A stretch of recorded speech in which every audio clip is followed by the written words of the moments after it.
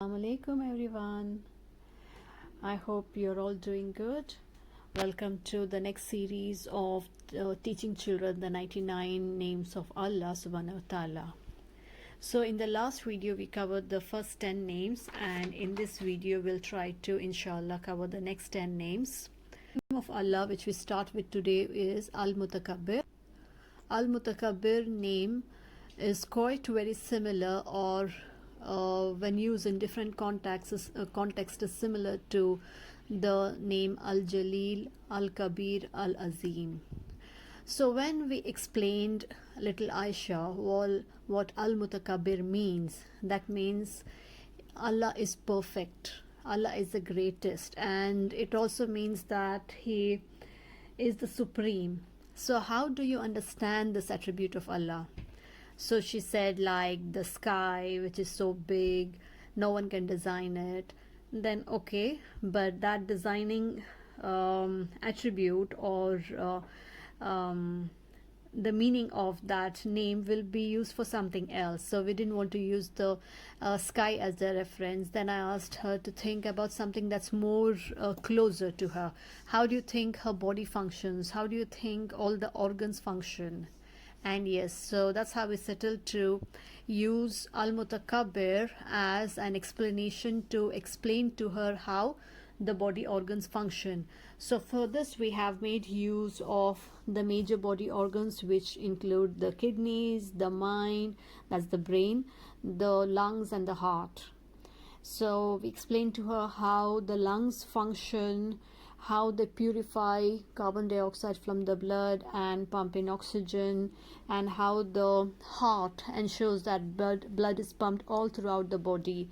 And then the brain, the most powerful organ of the body, which in fact controls all the other organs of the body, and it functions, it thinks, it makes you be capable of doing the actions.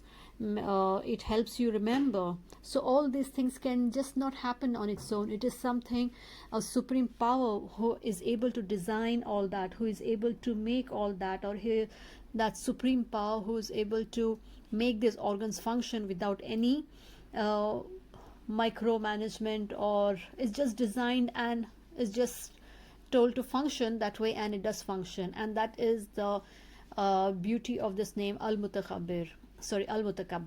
Moving on to the next name, Al-Khaliq. Al-Khaliq is the name that we explain as the creator or the maker. Now when we asked little Ayesha as to how do you understand that Allah is the maker, or Allah is the creator, so her first answer was like, He created me. Yes, very much. He created the world. Yes. And then she said that He created the bees and the butterflies and the flowers. And yes, Alhamdulillah, Al-Khaliq is the creator, is the maker. He made everything. It is He who said be and it is, as the words we use kun fayakun in the Quran. And the examples we have mentioned a few of those here, which are the maker of the universe, or the creator of ourselves, the humans, and any other species, any other living being, how it's formed out of just a drop of blood, a clot of blood, and then becomes a human being. And the mountains, the rivers, the waters, the trees, every living species and every non-living species, the way it functions and the way it is made, it's all by Allah subhanahu wa ta'ala. In the sense of non-living species, we are talking about water, or mountains, or the solar system, or the galaxies, or the universe. And that's what we described it as Al-Khaliq, the creator or the maker. For the next name, Al-Bari, we explained, Ayesha, what the name Al-Bari means, the inventor or the creator, and it's the evolver basically. And so how things evolve from almost nothing or very minute to something really big, so that is evolving. And how different organs function together, or different units of the, if you talk about a life cycle of anything, how different stages function together to form the ultimate end product. For example, humans are made from clay, and the end product is humans, and the seed is the start of life for a plant. And this is what happens with Al-Bari. Al Bari, the creator, the inventor, sorry, the inventor or the evolver. And when we asked Ayesha, and she was quite similar in her replies when it comes to al-Mutakhabbir and al-Khaliq and al-Bari. See, they are almost quite similar, which are like the inventor, the evolver, the creator. So these are similar names, but again used in different contexts and in different references. So al-Bari was where she said that yes, a study about the seeds and the plants life cycle. Yes, so a life cycle of the plant starts from the seed and it moves towards the plant, and this is how it functions. And how human beings, she remembered the story of Adam alayhi salam, so how Allah SWT created Adam alayhi salam from clay, and how he made entire human being from the clay. And this is the inventor. That's the meaning of inventor, one who invents, one who creates. The next name of Allah SWT that we discussed during our Ramadan activity was Al-Musawwir. Now Al-Musawwir is the name, as the meaning describes, the shaper or the designer or the fashioner. So for this Aisha referred to how Allah had designed the universe, in the sense she meant to say the seven skies, which the activity which we had done on Isra and Miraj, where our Prophet Muhammad had traveled from the earth to the seven sky, and how Allah designed those. And then I also gave her this example of the earth. If you dig the earth deep inside till the center of the earth, you would find different layers of the earth. So how can that happen without anyone designing it? So Al-Musawwir is the fashioner or the designer, or he is the shaper who shapes things, who designs or who fashions things. So this was the examples that we used, and we colored, painted and colored these to show the design or the fashion in which they have been made. Moving on to the next name is Al-Ghaffar. Al-Ghaffar. Al-Ghaffar, the name as specified. Al-Ghaffar, as the name specifies, it is the most forgiving or the ever forgiving. That means to say that no one else can forgive anyone as much as Allah SWT forgives us. So for this we had to actually tell her the meaning and ask her, how do you relate to this attribute of how Allah forgives? She said, like, if we do something wrong, Allah forgives, and again if we do something wrong, again Allah forgives, and Allah always forgives whenever we do wrong. So that is absolutely right. Allah is the most forgiving. No matter how many times we ask him for his forgiveness, Allah is the most kind and the most forgiving, and he always forgives us. And for this we had to show the best way to make her understand, we felt, was to draw the hands in the position of dua. Sorry, not really clear about the description of the drawings as to what we wanted to show. Not really great at drawing though, but we just try to show the way our hands are during the dua, how we ask Allah SWT for forgiveness in dua, in the prayer. So this was the symbol or the sign that we use for Al-Ghaffar, that means the most forgiving. And moving on to the next name we have was Al-Khahar. Now for Al-Khahar,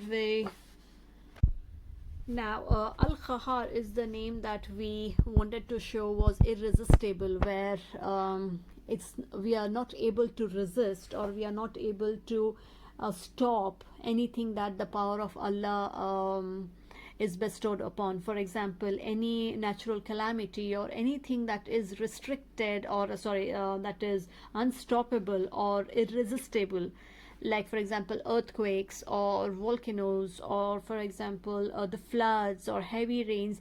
These are all something that is completely in the power of Allah, and we cannot resist it or stop it. And I think we have included this in some other name which means quite similar, so that's the reason we haven't done activity a description of Al-Khahar separately. But basically Al-Khahar, if you'd like to do with the kids, it would be maybe describing forest fire, which is really unstoppable until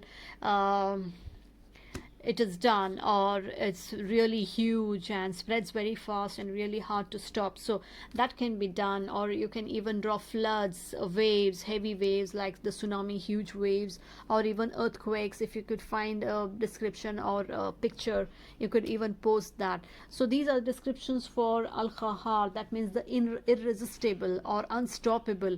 That is the power of Allah. And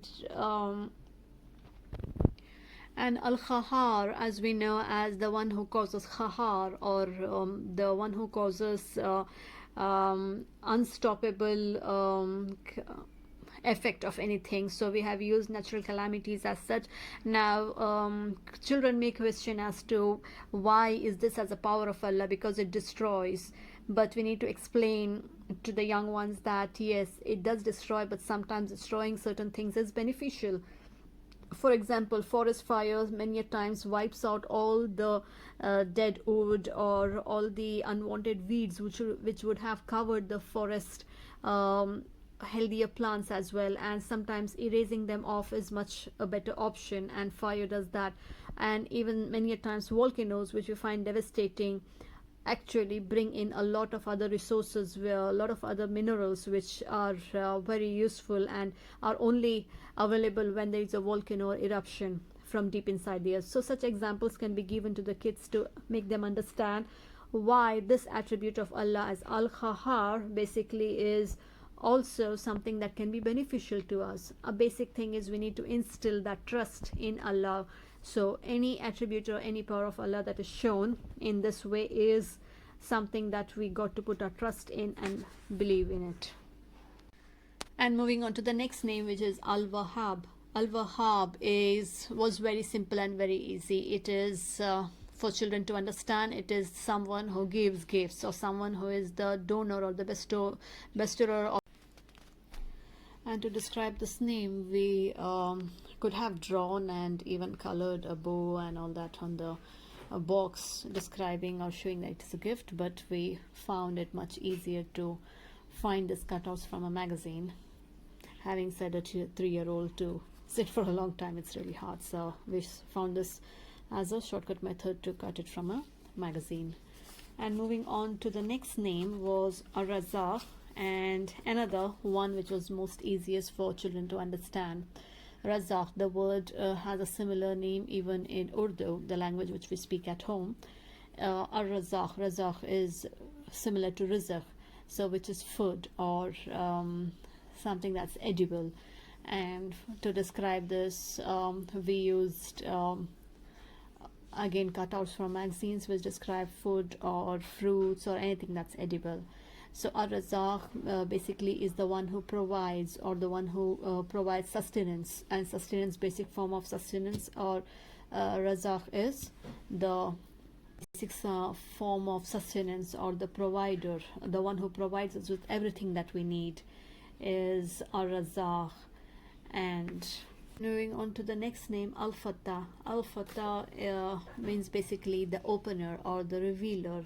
And this is the name of Allah, which describes that He is the opener for all doors of success and happiness and all the possible prosperities that we aspire for in life.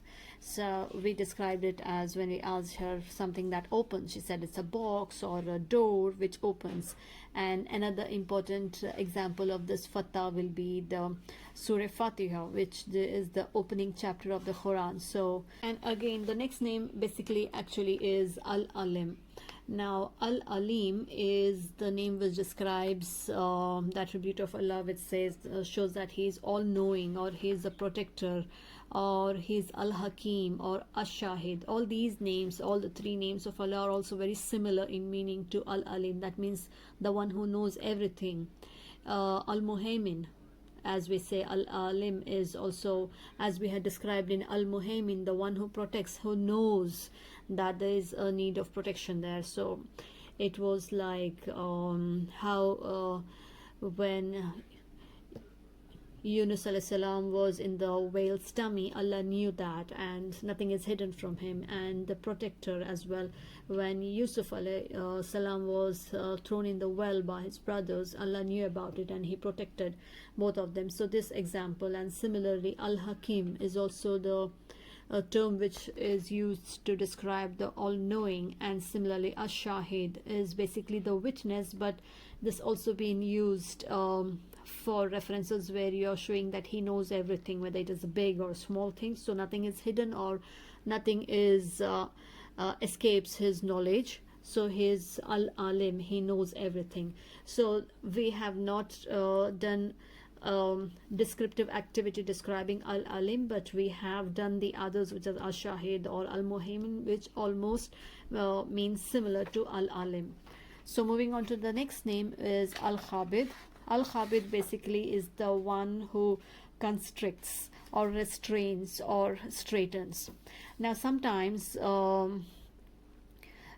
constraining certain things or restricting certain things in life is important for growth and development. And similarly, that would have been a little high for Ayesha to understand, so we settled down with this meaning of Al-Khabid, which also means the one who straightens.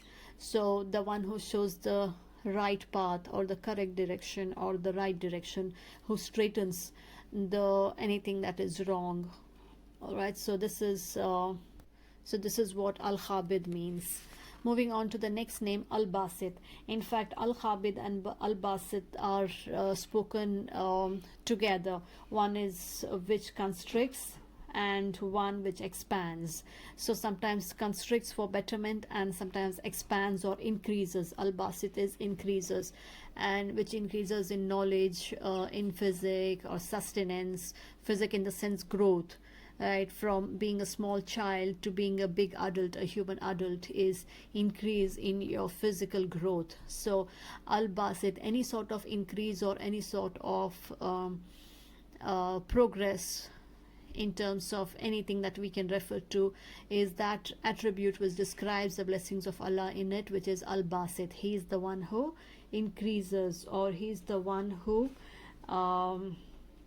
sends the blessings and helps us increase in terms of knowledge, physical development or sustenance or anything. So that comes to the end of this video, and inshallah we'll continue in the next series of teaching the 99 names of Allah, teaching children the 99 names of Allah. So inshallah we'll see you soon in the next video, and we hope these videos are beneficial and helpful for little children like Ayesha to learn and understand the meanings and attributes of the names of the 99 names of Allah subhanahu wa ta'ala. Inshallah, see you in the next video. Take care in the next video. Assalamu alaikum.